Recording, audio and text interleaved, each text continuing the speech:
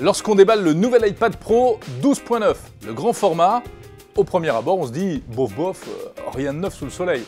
Mais en réalité, il y a au moins 3 choses qui nous ont vraiment plu. Premier point fort sur cet iPad Pro 12.9, le design qui n'a pas changé en réalité.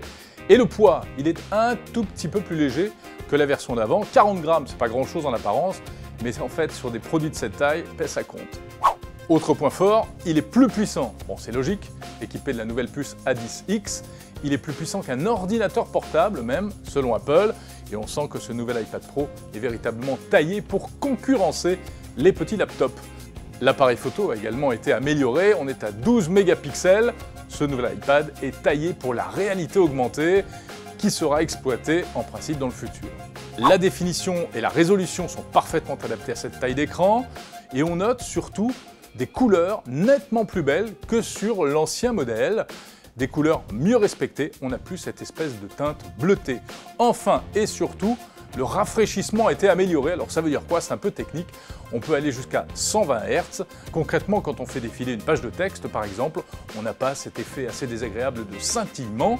Et puis pour l'utilisation de l'Apple Pencil, on gagne en précision, en réactivité, le trait se forme plus rapidement sous la pointe du stylet.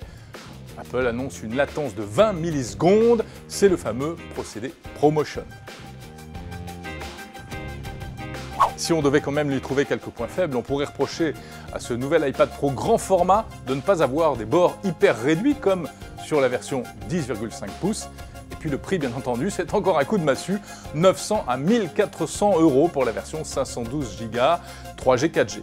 En tout cas, ces nouveaux iPads prendront tout leur sens à l'automne prochain avec l'arrivée d'iOS 11 qui apportera de nouvelles fonctions comme le glisser-déposer, l'application fichier ou le multitâche. Pour en savoir plus, retrouvez le test détaillé des nouveaux iPads sur zeronet.com.